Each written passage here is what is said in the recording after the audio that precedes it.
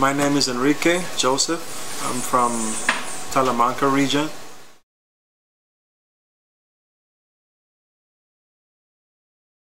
Actually, I was born in Panama, in the village of Guavito. That is right across the borderline.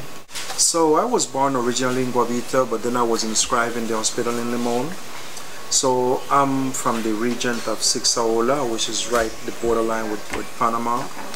I went to school, and I went to school in Sixaola for first and second grade school, primary school. Then from there, in the 1970, 71, there was a big flooding, and my dad, he was already working with the local government in Limón, and he was already involved in politics and stuff like that. So they offer him to, to leave the farm and go to Limón and for a better work. So that's the way how the entire family, after the flood of 1970, we decided to move all over back to Limón. Our parents, they were not afraid for us to go in the woods. They were not afraid absolutely of that, because we knew what was, was like our backyard. I mean, like go in the forest and walk, and then when you're coming back home, you come back with a fish or whatever in your hand, was something totally normal when you was just 4 or 5 years old. Nowadays it's totally different. I mean, the jungle is another one, so and the animals can talk, so it's different. I can understand. In those days, things was a lot different. I mean, there was actually no roads in the area. There was a few little trucks, maybe 4 or 5 trucks in the old Talamanca region. That was to try to move around all of the chocolate production that was going on at that moment, which was the base of the economy of the area. So from Bribri to the borderline, to where we're living, there was no road. I mean, there was only a rail track, and we had going on there a little train that we used to call the twist, right? And we call it the twist because the line were never straight. It was always going like this, So we used to call it the twist.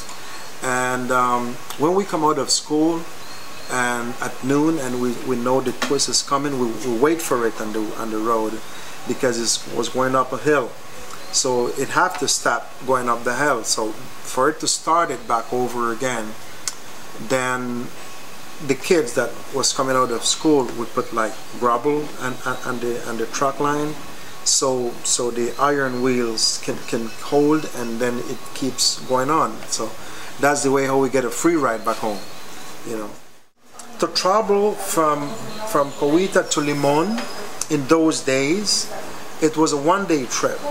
So if you get to Cowita at noon, then you could continue going down to Penzert, so you can take the banana train that coming from the Valle La Estrella at 3 o'clock. But if you don't get to Cowita at noon, then you have to stay and sleep here, because you're not going to be able to take the banana train. So it was like that, We leave Sixaola at 5 o'clock in the morning. We get down to Cowita at noon. You come with the twist to Bribri. Then from Bribri, there was a little funny bus with wood walling from Bribri to Home Creek.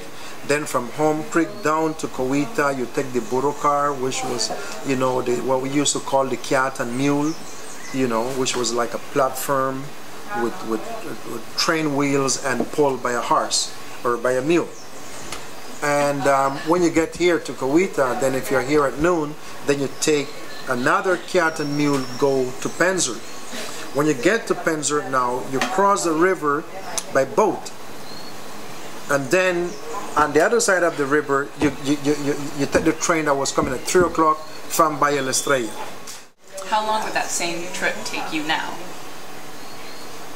between Limón and Sixaola? Now? 3 hours. Yeah, 3 hours. 1 hour to Cowita, 20 minutes to Bribri, and 1.5 hours to Sixaola. So 3 hours. with stops. If you go straight, you might make it in 2 hours. You know, so that is a huge difference. Huh?